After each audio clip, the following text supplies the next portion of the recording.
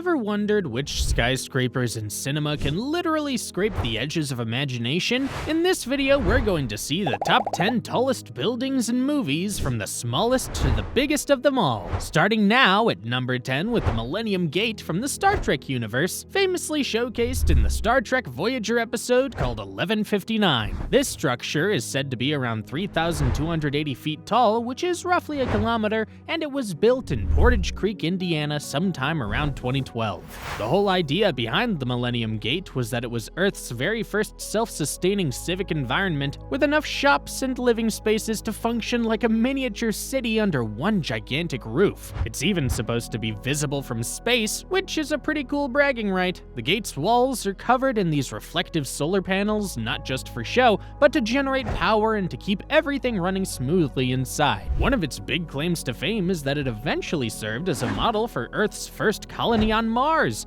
Overall, the Millennium Gate stands as a massive tribute to humanity's ambitious spirit and willingness to dream big, so big that they literally made it visible from orbit. Moving on to number 9, the Jedi Temple from the Star Wars saga, also typically placed at about 3,280 feet tall. This location is an iconic symbol of the entire Jedi Order, located smack dab on Coruscant. Most fans recognize the temple by its 5 spires that reach way into the sky, and these spires aren't just ornamental, they each house different Jedi councils and important chambers. In the lore, the temple is said to be built over something called the Sacred Spire, a natural mountain peak that was considered super significant to the Jedi. Because Coruscant is one giant city, building upward is a natural way to make a landmark. It was originally constructed around 500 BBY, and the temple went through loads of expansions, so it's seen a lot of history, from wars to internal turmoil. The structure got really beaten up during the events like the sacking of Coruscant in 3653 BBY, and of course, everything changes drastically once Emperor Palpatine rises to power. After the Great Jedi Purge, the temple was repurposed into the Imperial Palace. At number 8, there's the Pearl from the 2018 movie Skyscraper starring Dwayne Johnson. This fictional tower is said to stand at about 3,500 feet tall, which translates to around 1,066 meters, and it's set right in the middle of Hong Kong.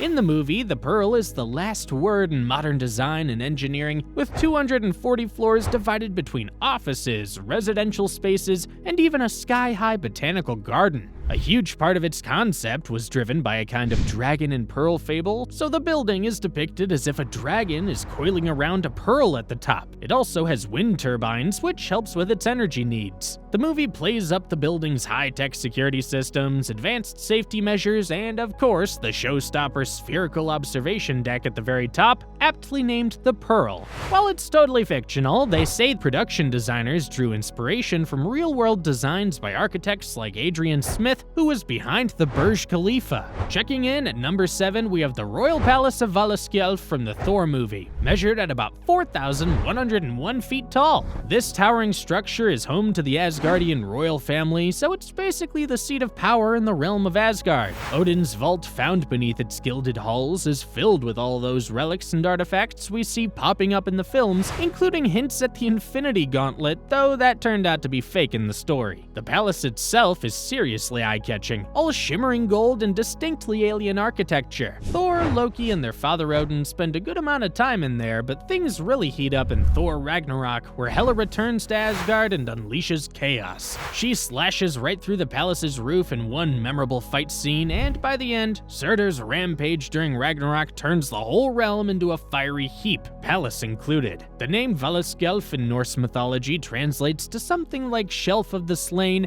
and in the MCU, it's a nod to the palace's mythological roots as Odin's stronghold, while also looking ultra-futuristic at the same time. Sliding in at number 6 is the Atmosphere Processing Plant, AP, from James Cameron's Aliens. Though it's not a traditional skyscraper in a city, it's still a towering facility that sits around 4,921 feet tall on the exomoon LV-426. The Weyland-Yutani Corporation set up this monstrous structure to terraform the environment and make it breathable for human colonists colonists who live in a settlement called Hadley's Hope. If you recall the look of it in the film, it's this imposing industrial juggernaut with all sorts of pipes, vents, and huge cooling towers. Inside, it houses a powerful fusion reactor that keeps the terraforming process going. The design of the Yappan aliens was made with intricate scale models, which is part of why it looks so impressively massive on screen. This place ends up being ground zero for the xenomorph infestation in the movie, which of course leads to all kinds of trouble for Ripley and the Colonial Marines. Even if it's not your typical shiny skyscraper, the atmosphere processing plant is about as big and intimidating as they come,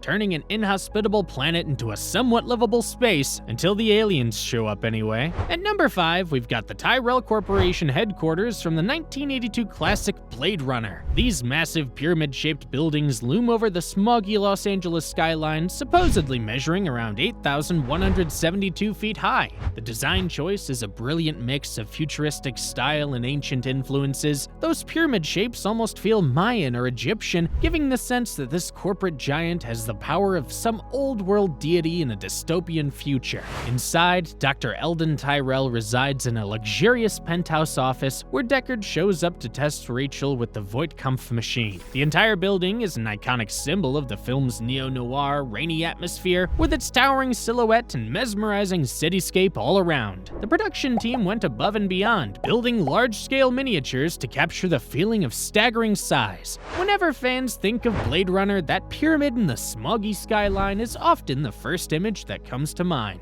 Landing at number 4, we shift to the futuristic realm of altered carbon, where we find the Arium. This exclusive residential area in Bay City belongs to the universe's wealthiest elites, often called meths. Rising around 32,800 feet above the ordinary levels of the metropolis, the Arium is basically an entire neighborhood of super tall skyscrapers floating above the clouds. One standout is Suntouch House, owned by the Bancroft family, which sits so high up that it's often above the weather systems and pollution down below. The visuals in the show highlight a massive class divide. The lower you are, the worse off you're going to be in terms of living conditions. Some fans wondered how everyone at those altitudes breathes normally, but the series implies there's advanced climate tech ensuring a comfy environment up there. It's all about that fancy future technology that keeps the high rollers in supreme luxury. Next up at number 3, there's the gigantic dome in The Truman Show, clocking in around 35,000 feet high and housing the entire town of Sea Haven.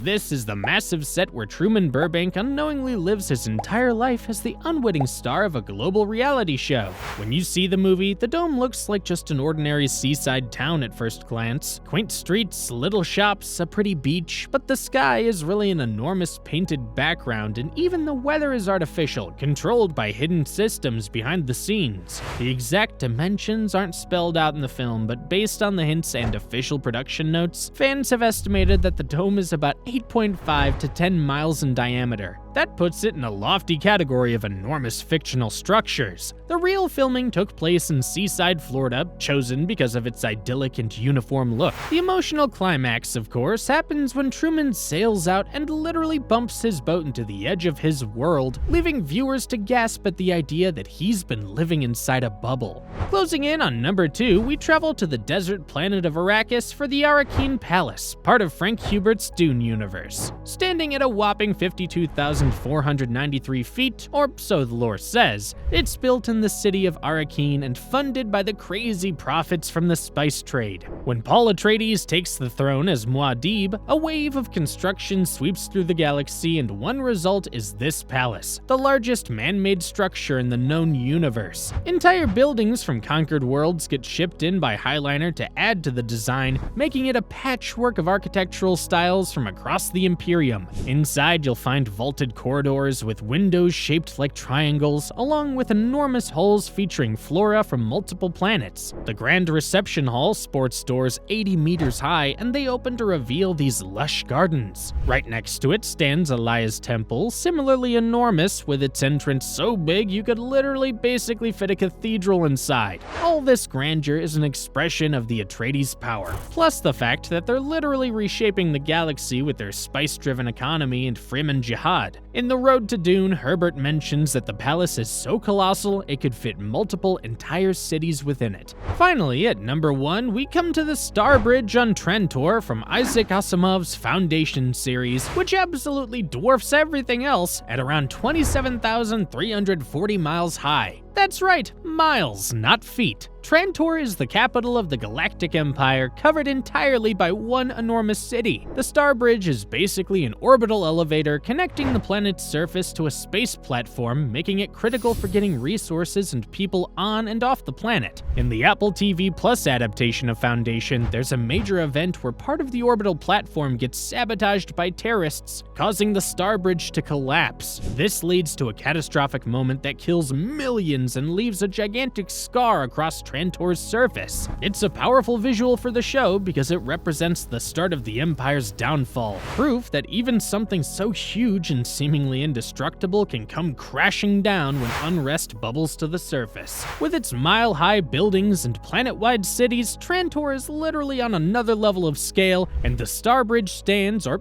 stood, as a shining symbol of that unparalleled might, making it a perfect choice for the top of this list of towering fictional constructions. What a ride through some of the most jaw-dropping feats of imagination ever put on screen. Whether it's futuristic skyscrapers bristling with tech or fantasy palaces lifted straight from legend, there's no denying the wow factor. If you loved this countdown, you'll want to check out more of our videos for even bigger, bolder movie marvels. Hit that subscribe button and drop us a comment. Which building would you climb first if you could? Thank you for watching. See ya!